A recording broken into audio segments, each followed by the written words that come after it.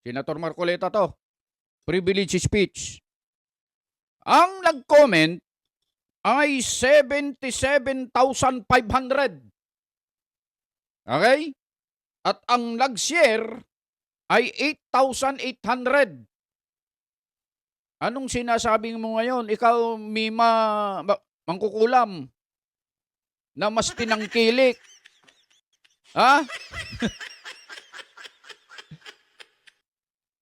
Mas pinanigan daw ng mga tao yung privilege speech ni Senator Lacson. Ito nga yung ito yung privilege speech ni Senator Lacson. Ito, sa YouTube yan sa YouTube. Okay? Ang nanood dito ay 65,000. Okay? At meron siyang like na 574. Ayan. Samantalang nung privilege speech si Senator Marcoleta, eto, 77,500 comments and 8,800 shares. Ang views niyan, hindi na mabilang sa dami ng views niyan, sigurado yan. Pagkatapos, sasabihin mo, mas tinangkilik, mas nagustuhan daw yung privilege speech ni Senator Lacson kaysa kay Senator Marcoleta. Kaya daw naiinggit si Senator Marcoleta. Aray ko!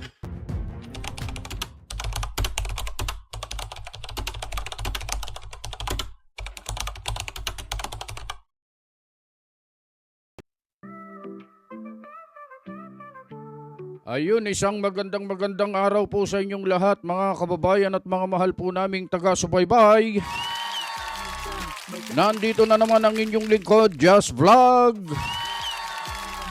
Muli na naman tayong magbabalitaktakan ngayong araw. Maghahasik na naman tayo ng lagim. Manggugulo na naman tayo sa inyong mga buhay-buhay. Magbibigay tayo ng sakit ng kalooban, sakit ng ulo. Tingnan nyo lang, baka kayo ay ma-high blood, galaw-galaw pag may time. Ay, binabati po natin yung ating mga kababayan na sa Luzon, Visayas at Mindanao na nakatutok sa atin. Meron ba? Yung mga nanonood, nagko-comment, nagsishare. At sa mga bagong ngayon lang na sumilip sa ating munting channel, ngayon lang nakita yung ating video, mga kababayan. Ayun, magandang araw po sa inyong lahat. Sa atin namang mga kababayan dyan sa abroad, mga OFW, pag may mga bakante silang oras, nanonood sila sa atin. Ay, kaway-kaway po sa inyo. Kumusta na po kayo dyan? Anos-anos lang, mga kababayan. Anos, sa Ilocano yun. Tiyaga-tiyaga lang ang ibig sabihin sa Tagalog. Kayo po ang bayani. Tunay na bayani, mga OFW. Mag-iingat po kayong lagi. Ingatan po ninyo ang inyong kalusugan. Bawal magkasakit pagka ikaw ay OFW. Alang mag-aalaga sa iyo, ikaw nga nag-aalaga doon sa mga, di ba? Ayun, mga kababayan, meron tayong pag-uusapan ngayon. Direct to the point na tayo. Rekta na tayo kagad. Baka kung ano pa ang, baka humaba pa tayo patayin ko lang yung sounds. Yan, mga kababayan. Eto, ang pag-uusapan natin ay itong isang vlogger na akala mo naman ay kagandahan pero ewan. Ito yung title ng kanyang nakasulat mismo doon sa kanyang video. Okay? Lahat na lang kaaway ni Marcoleta nauungusan kasi ni Soto at Kiko kaya nagagalit. Etong vlogger na ito kasi, mga kababayan, bayaran po ito. Oo. Siyempre, pagka itong mga bayaran na lumalaban o kaya kumukontra kay Senator Rodante Marcoleta, basta't may nakita silang kahit konti, bibirahin nila kung ano-ano yung paratang na kanilang sinasabi. Bayaran nga Pag hindi mo nagawa yan, wala kang bayad, parang gano'n. Itong mga ito, yun ang kanilang inaabangan. Pero dito sa pagkakataong ito mga kababayan, eto kahawakan ko na lang po itong cellphone, papakita ko po sa inyo kasi 'pag i-edit ko pa 'to matagal na naman kaya ipapakita ko na lang habang nagsasalita maririnig niyo naman. And then magbibigay tayo kaagad ng reaksyon, gano'n na lang gagawin natin. Okay. Bago ko po umpisahan nito mga kababayan, pa-like and follow naman at pa-subscribe dun sa ating mga ngayon lang nakapunta rito. Play na natin 'to. Pag-usapan natin itong si Senator Rodante Marcoleta kasi lagi siyang tama eh. Tingnan ninyo, si Karen Davila tinawag niyang may diferensya daw sa pag-iisip. Hmm. Ito namang si Ping Lacson, tinawag niyang paepal. Alam niyo, wala naman Yun, stop muna tayo ng konti ron mga kababayan. Yung pagsasabi niya, doon pa lang sa pambungad niya na lagi na lang tama daw si Senator Rodante Marcoleta, talaga naman, totoo naman yun. Kaya lang, yung pagsasabi niya, medyo may hagod Ang ibig niyang sabihin doon, hindi talaga yung laging tama.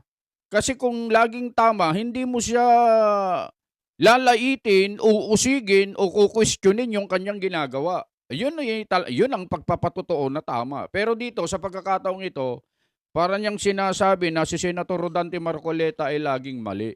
Yun ang ibig sabihin nito. Oo. Hindi naman tayo ganun na ka-ob-ob na hindi natin maintindihan nito. Doon lang sa susunod na sinabi niya Sinabihan ba naman anya si Corina tuloy. Sorry, Ma'am Corina, peace tayo. Si Karen Davila na may problema may diferensya ang pag-iisip. Paanong hindi sasabihin, okay? Paano hindi sasabihin ni Senator Marcoleta yon? Ikaw, kung sino ka man, Mima yata pangalan nito Mima Dracula ba ito? O ganun ba pangalan nito? O Mima Alicia Mangkukulam, ganun ba to? Oo, ito naman kasi. Noon pang nangangampanya pa, Senator Rodante Marcoleta, madami na 'tong sinasabi si Karen Davila. Oo. Laging ang huli number 32 yata sa mga survey, hindi pinalalabas. Hindi inilalabas sa mga news. Okay? Kung sino lang yung gusto nila na lumabas sa eleksyon, yun lang. Ang paborito nilang inilalagay sa mga news. Noong nanalo na si Senator Rodante Marcoleta, eto na naman, nagsalita na naman. Anong sabi niya? Paanong nanalo ito? 2.8 million lang sila. Para bagang sinasabi niya na dapat hindi nanalo ito. Parang gano'n ang ibig niyang sabihin. Kaya sasabihin talaga ni Senator Marcoleta yon. May problema talaga itong taong ito. Pagkatapos, nanalo na, nasa Senado na, at binigyan ng isang tungkulin na masasabi nating na maselan sapagkat siya po ang itinalaga bilang chairman ng Blue Ribbon Committee, ito na naman. Bakit anya siya ang inilagay? Neophyte na senator, baguhan lang, bakit siya ang inilagay dyan? Ito na naman ang sinasabi niya. Mga kababayan, kung isa kang matinong broadcaster, hindi mo dapat sabihin yun dapat nga i-congratulate niya. Sana magtagumpay. Mga ganun sana ang dapat sabihin, di po ba? Pero itong si Karen Davila talaga, kaya naman sinabi ni Senator Marcoleta na ganun, na may problema sa pag-iisip o may diferensya, ganun nga ang napapansin dahil dun sa mga reaksyon, mga binibitawan niyang salita, katulad na naman ito, panoorin nyo Pero bago ko po ituloy dyan, tapos na tayo dyan para mabilis tayo. Ito naman, pumunta naman tayo kay Senator Lacson. Ayan, tuloy natin, tuloy natin. Masama sa ginawa ni Ping, 'di ba, na nagbigay siya ng privilege speech. Oo. Kasi nga privilege speech nga, 'di Oo ba? nga, oo. I don't know lang kung medyo naiinggit or nasasapawan itong si Senator Dante Marcoleta dahil mas tinangkilik, mas pinakinggan. Paano ba Yan.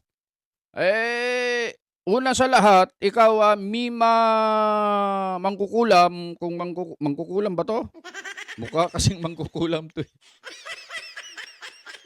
Oo, naiinggit daw at mukhang siya daw ang tinangkilik dun sa kanyang privilege speech. Para bang sinasabi niyang mas marami daw ang nanood, mas marami ang nag-react doon sa privilege speech ni Senator Pampilo Lacson kaysa kay Senator Marcoleta. Kaya daw, sabi niya, naiinggit daw. Tingnan nga natin. Ito po ay ebidensya. Para nang sa ganun, itong sinasabi ng taong ito, lagyan natin ng konting proof. Tingnan nga natin. Noong nagsagawa ng mga pag-iimbestiga o kaya privilege speech, isama na natin dyan si Kiko kasi mababanggit naman mamaya eh. Oo. Tingnan nga natin kung ano yung mga resulta. Ang titignan natin dito, mga kababayan, yung views. Doon mismo sa page ng Senate of the Philippines Facebook page at saka YouTube channel. Tingnan natin kung gaano ang nanood, nag-react, nag-comment at nag-share doon sa mga privilege speech o kaya investigation na naisinagawa. Basta't may post. Unahin natin to. Ito ay pinost ng Senate of the Philippines tungkol nga po dito sa isasagawang investigation ng Blue Ribbon Committee September 1, 2025. Tingnan nyo ito. Poster pa lang yan Hindi pa yung mismong investigasyon po ito. Sa poster po ni Senator Rodante Marcoleta, ang nag-comment ay 1,700. May S pa, para marami talaga. 1,700. At ang nag-share ay 723. Ayan po Next. Nag-post din si Senator Kiko Pangilinan ng kanyang, siya po ito yung mag-pre-preside Ito yung tungkol naman sa agriculture, food and agrarian reform. Meron ding ipinost ang Senate of the Philippines page sa Facebook. 605 comments. Okay? At meron lang 57 shares. Napakalayo ng agwat. Ano ibig sabihin yan? Diyan mo makikita kasi yung reaksyon. Doon sa comment pa lang, 1,700 versus 605 comments. 57 shares versus 723 shares kay Senator Marcoleta. Ito pa. Ito po yung isinagawang investigation. Okay? Investigation sa Senate Blue Ribbon Committee noong August 19 ito. Yung una. Okay? Ang nanood dyan dito sa post nila sa Facebook ng Senate of the Philippines ay ang nag-comment ay 973 comments. Yan, para makita nyo. Tapos, 1,500 shares. Ang nag-preside dyan, si Senator Marcoleta. Okay? August 19 yan. Bali, dalawang live po kasi ito nagkahiwalay, naputol kumbaga. 1,200 o 1,200 comments na naman. At saka 4,200 shares. Okay? Si Senator Marcoleta yan Ito, si Ping Lacson. mayroong post tungkol nga po dito sa ito yung post ni Ping Lacson dun sa Senate of the Philippine page. Kapag nagpo-post sila ng ganito, tingnan natin ang nag-comment lang 39. Tapos meron siyang shares na 60. Kawawa naman. Pero marami na rin yan kasi higit sa isa eh. Di po ba mga kababayan? Eto pa. Nag-post din. Meron ding post si Senator Marcoleta. Okay? Ganyan din, pareha sila.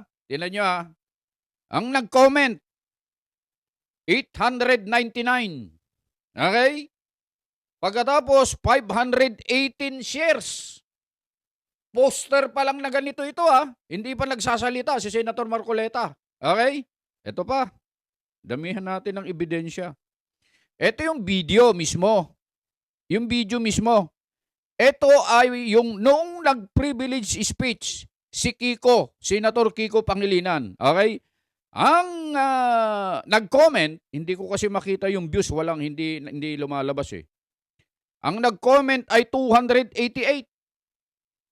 Ayan Pagkatapos, 243 shares. Ito yung privilege speech niya ni Senator Kiko Pangilinan. Okay? Nag-privilege speech din si Senator Marcoleta. Ayan Senator Marcoleta to. Privilege speech. Ang nag-comment ay 77,500. Okay? At ang nag-share ay 8,800. Anong sinasabing mo ngayon? Ikaw, Mima, mangkukulam, na mas tinangkilik.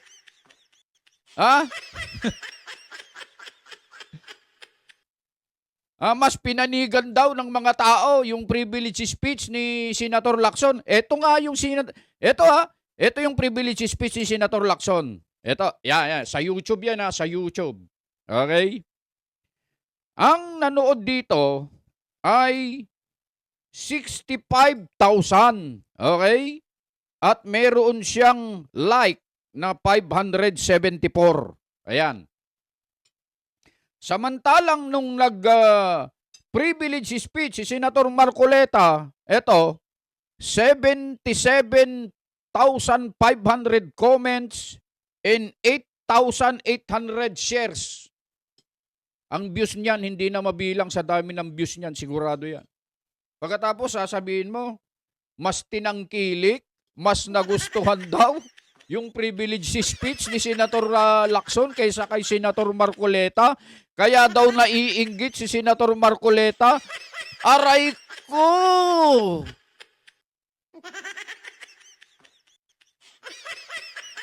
Parang ayaw ko nang ituloy ito eh. Nakakahiya eh. Nakakahiya. Pinakita lang namin yung ebidensya mga kababayan na ito. Akala mo akala nila kasi binabaliktad po kasi nila, nililin lang po, yun pala. Nililin lang po nila yung mga kababayan natin na kaya sila nagblog ng ganito, gumagawa ng content ng ganito kasi madami nanonood sa kanila eh. Marami ding subscriber ito at saka follower eh. Ang problema doon, nalilihis. Nalilin lang, lumalayo sa katotohanan yung mga kababayan natin, napapaniwala ng mga sinungaling na mga vlogger na ito, mga kababayan. Tuloy pa natin Tuloy pa natin. Naman kasi, well-researched ang ginawa ni Ping Lacson. Ngayon, si Ping, dahil napikon din sa ginawa ni Marcoleta na tinawag na EPAL, ang tagal ba naman sa serbisyo ni Ping Lacson since 2001 pa, di ba?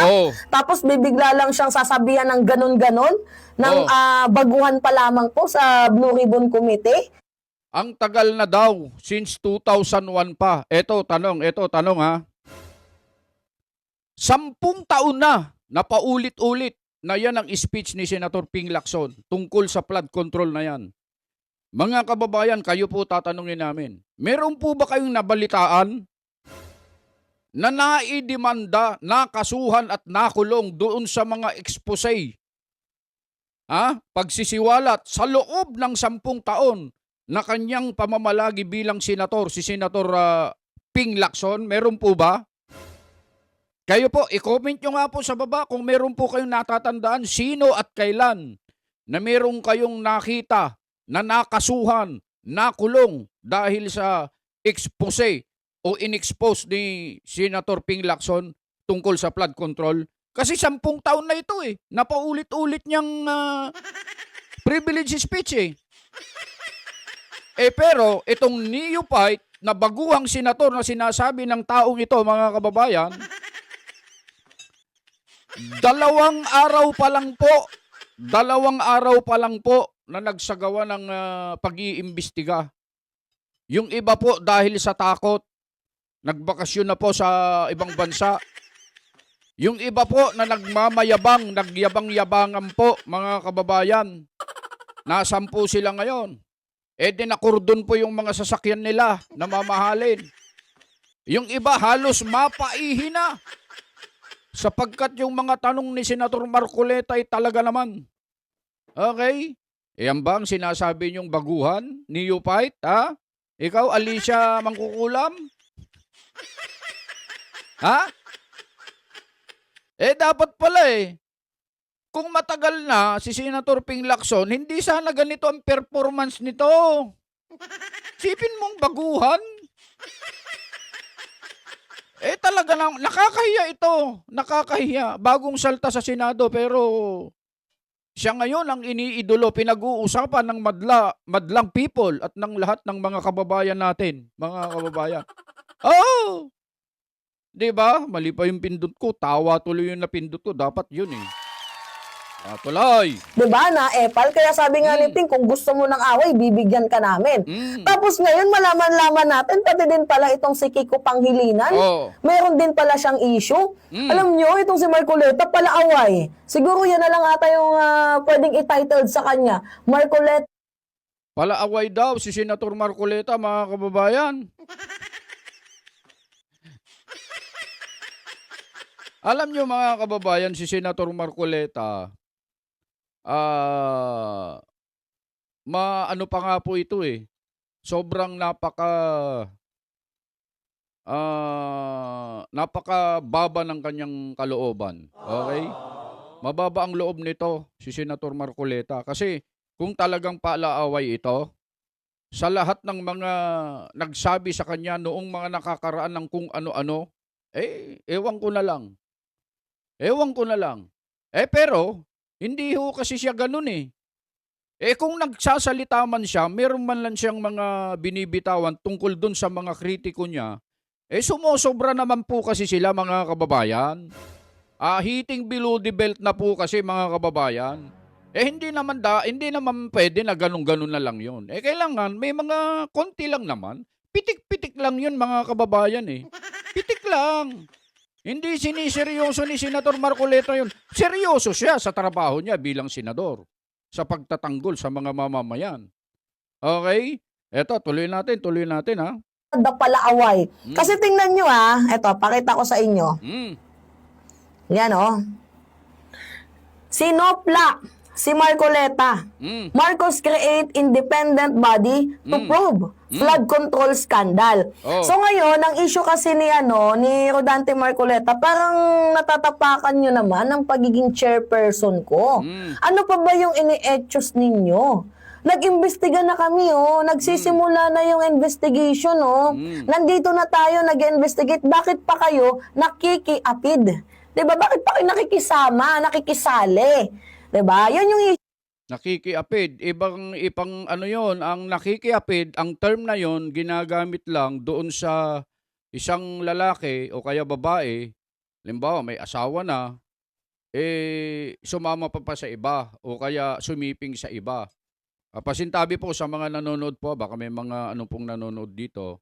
Ayun, yung nakitabi, ayun, gano'n na lang, nakitabi sa iba. May asawa na, nakitabi pa sa iba. May asawa man o wala. Basta't may asawa na, Ganun ang pakikiapid. Itong sinasabi mo, pakikiapid, ano ito?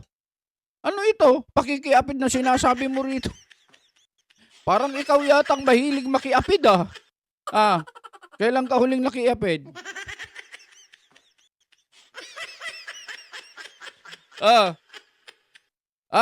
Tuloy natin. ni Senator Rodante Marcoleta. Pero in the first place, hindi ba dapat maging thankful ka na lang? Kasi meron kang investigation, at the same time, meron din ditong independent probe na nag-iimbestiga. Ang kailangan mo na lang talagang gawin, galingan mo. Kasi itong independent probe na to, gusto din lang naman makatulong sa ginagawa mong investigation. Bakit mo tinitingnan sila bilang kakompetensya na in the first place, di ba dapat nagtutulungan kayo? So ngayon, Stopin muna natin doon. Hindi ba dapat nagtutulungan kayo? O masyadong maaga yung reaksyon ko? Ituloy na nga natin para minsanan na lang para mabilis. Tuloy natin. meron akong ipapanood na video. Oo. Tingnan nyo to mga minamahal, oh. Galit na galit ang lolo ninyo. 4 sige, minutes to, tapos kapag merong ikakat natin, kapag magbibigay tayo ng mungkahe or explanation. Okay, alright. Sige mga minamahal, play natin. Sige, play mo. Dito, baka nabasa nyo rin ito. Lumilitaw na, ito, si Senador Francis Pangilinan ay nagsabi na siguro mas maganda, meron tayong independent commission na mag-iimbestiga sa flood control project. Ang ibig mo sabihin, iba pa doon sa Blue Ribbon Investigation? Commission to eh. Ganon. At ito ay, nauna, ay sinabi naman ni Alam nyo, ito yung nakakapikon dito sa Net25, no? Yung mga reporter nila, dok-dok demonyo. Alam nyo yon, di ba na? Ito lumalagpas ka yata sa dapat na linya. Okay? Itong okay lang na siguro sabihan mo na kung ano-anong pag-uusig ang sasabihin mo sa mga angkor, sabihin mong hindi magaling, mga ganon, sabihin mong wala namang appeal, mga ganyan. Bagamat magugwapo ito magagandang lalaki yan, okay? Pero yung sabihan mo, ikaw Mima Mangkukulam dok-dok demonyo daw. Ikaw, Mima Alicia, ikaw ang mukhang demonyo, alam mo ba yon? Hindi. Oo, hindi ko sana sasabihin ito sa'yo pero ikaw ang mukhang demonyo. Alam mo ba yon? Kasi, wala nang ginawa si Senator Marcoleta na tama para sa'yo kahit na lagi naman na ang kanyang sinasabi at ipinaglalaban ay tungkol sa kapakanan ng mga mamamayang Pilipino, pero para sa inyo, lagi pa rin siyang mali at lagi pa rin siyang wala sa tama. Parang ganon ang ibig niyong sabihin. Mantakin mong pati yung mga angkor na wala namang sinasabi sa iyo. Hindi ka naman pagsasabihan mo ng dok-dok demonyo. Kung hindi ka ba naman Alicia Aswang na ikaw ang demonyo, Oo. Ikaw itong demonyo. Tingnan mo yung mukha mo. Nagpa-opera ka ba? Bakit ganon? Nabubuhay ka na lang yata sa filter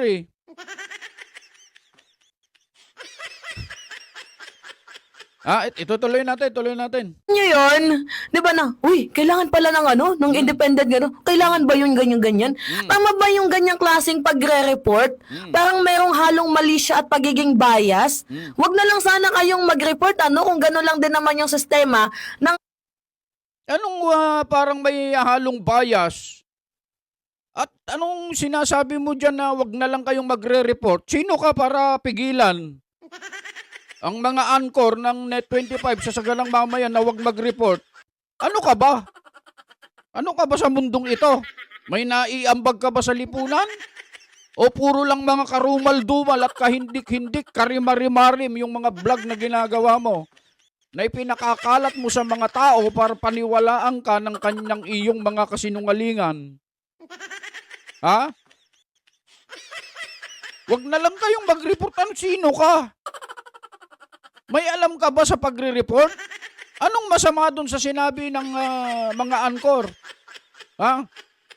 O, tuloy natin. Klase ng pagbabalita ninyo.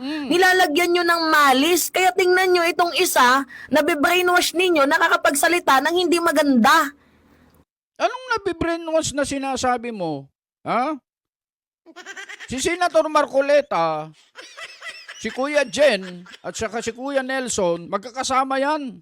Na-anchor dyan sa programa na yan. Kapag may time si Senator Marcoleta, nandyan talaga yan, nakasuporta. Anong nabibrainwash na sinasabi mo para mong sinasabi na si Senator Marcoleta ay walang alam? Abogado yan. Kailangan bang i-brainwash yan? Pambira itong tao to. Tuloy natin. Alright, continue tayo. Senador Kiko Pangilinan, mas maganda siguro merong ipatupad na tayong isang batas. Magtayutan na tayo ng Independent People's Commission. Ba? Oo, para yung flood control project ay imbestigahan na natin ng Independent People's Commission. Kaya sa isip ko, Mga minamahal, itong Independent People Commission, ECLA-Bush, bla bla bla, na tinutukoy nila, galing din naman yan at aprobado din naman yan ng presidente. So ano yung kinukuda nila? Ano yung pinuputak nila? Kasi ito lang yung punto dito eh. Kung magaling ka, ipakita mo na lang na may sense yung investigation mo. Kasi ganito yung klase kasi ni Senator Rodante Marcoleta, parang mukhang ang titirahin niya lang dito is yung mga district engineer, which is hindi dapat. Ayan Eto kasi mga kababayan, ganito po ang kwento dyan. Okay? Batay doon sa ating napanood doon sa Saganang Mamamayan, itong si Senator Kiko Pangilinan ay sumusuporta doon sa pagbuo ng independent body o kaya independent commission o kung ano man yan na iba pa na grupo ng mag-iimbestiga tungkol sa flood control projects. Sinusuportahan niya yon. Samantalang, mga kababayan, siya po ay membro ng Blue Ribbon, si Kiko Pangilinan.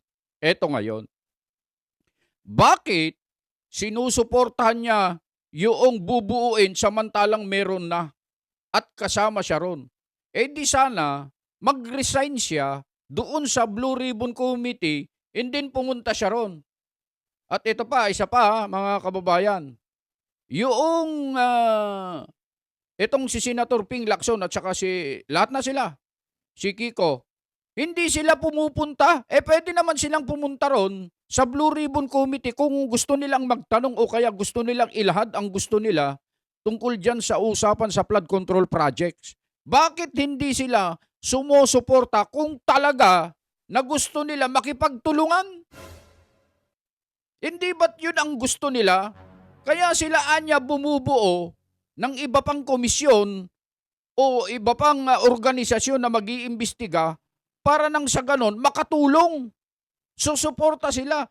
Pwede naman silang sumuporta at pumunta doon sa Blue Ribbon Committee para magsalita roon. Ano ang gusto nilang palabasin? Hindi po ba? Membro na sila ron Membro si Senator Kiko Pangilinan doon. Si Senator Ping Lacson, pwede naman siyang pumunta ron. Wala namang problema. Kung talagang gusto nilang makipagtulungan, sana pumunta sila ron. Para nang sa ganon, makita ng taong bayan na sila'y sumusuporta at gusto talagang makipagtulungan.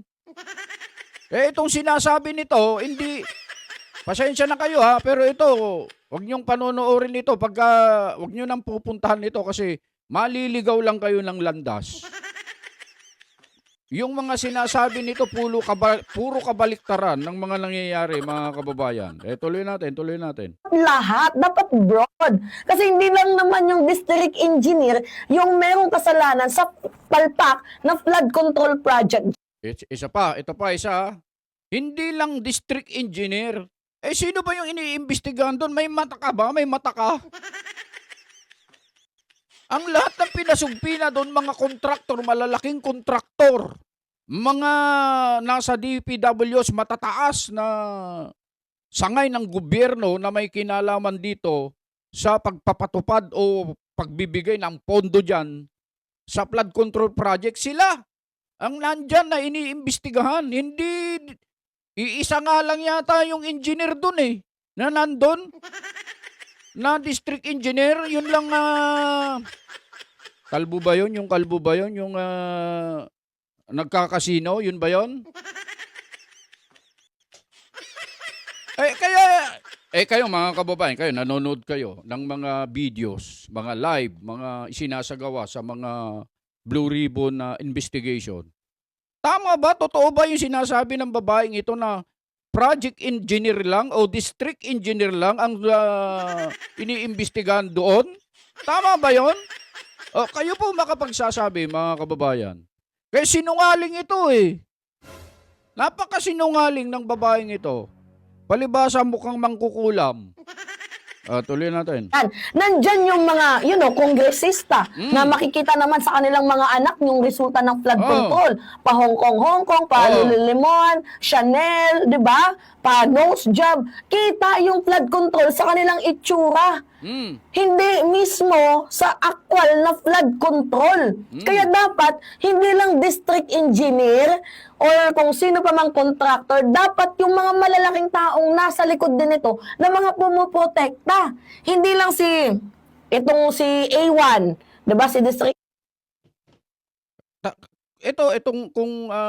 Kung ito lang sana ay nakakaintindi ng mga bagay-bagay.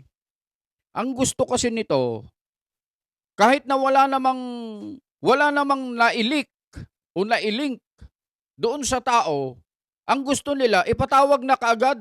Pwede ba yung ganon? Walang kasalanan yung tao, ipapatawag mo?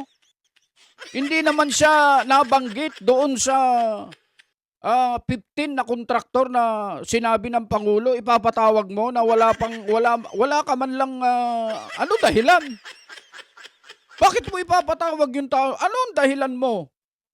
Kasama ba siya sa mga naglustay o nangurakot? Meron ka bang ebidensya? Itong mga taong ito, hindi nakakaintindi ng proseso ng batas. Hindi ka basta-basta magpatawag ng kung sino-sino na wala ka namang sapat na ebidensya na pinanghahawakan at wala namang nagtuturo sa taong ito. Itong taong ito ay, sabi nga ng isang vlogger na kasama natin parang ob-ob ito Ob-ob ito Napaka-ob-ob nito. Nagsasalita ng hindi niya alam ang kanyang sinasabi, mga kababayan. Tuloy natin. engineer, hindi lang tong si A2, si contractor, dapat yung kongresista and also, 'di ba, yung senador na merong hawak na malaking budget, yan dapat kino-call out. Ang problema kasi, karamihan sa mga senador, kabaro ni Senator Rodante Marcoleta. So, ngayon, wala talagang mapapala. Promise. And for sure, mga minamahal. parang may sinasabi niyang, parang ang ibig niyang sabihin, palibasa kabaro daw na Senator Marcoleta at kung ito man ay ma-involve sa ganito, parang hindi niya iimbestigan. Oy! For your information si Senator Marcoleta, para sa inyo pong kaalaman mga kababayan na nanonood po sa amin Si Senator Marcoleta po ay nandyan sa Senado na patas. Wala siyang kinikilingan, wala din siyang pinoprotektahan. Si Senator Marcoleta po ay nasa tama lang, nasa gitna. Kaya nga gustong-gusto siya ng mga tao Dahil kahit sino ang masagasaan, hindi siya umuurong, hindi siya umiilag, at hindi siya gumagawa ng paraan para kung halimbawa may senador dyan na involved. Kahit sino ka pa. Kahit sino ka pa. Masagasaan ng masagasaan, iimbestigahan ka ni Senator Marcoleta. Ganun siya. Hindi katulad ng sinasabi ng babaeng ito na ob-ob. Tuloy natin. Where walang mapapala yung investigation ng Senator Rodante Marcoleta sa flood control projects na yan kasi meron din silang mga pangalang mga kaibigan na pinanghahawakan. I think yung investigation na yan, moro-moro kung sakali. Diba? Anong muro-murong pinagsasasabi mo? Anong muro-muro? Hindi ka ba nanonood sa mga balita? Hindi ka ba nakikinig sa TV o kaya nanonood sa radyo, ha?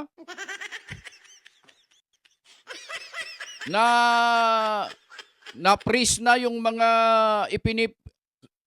naglabas na sila ng mga lookout para hindi makatakas itong mga involved na ito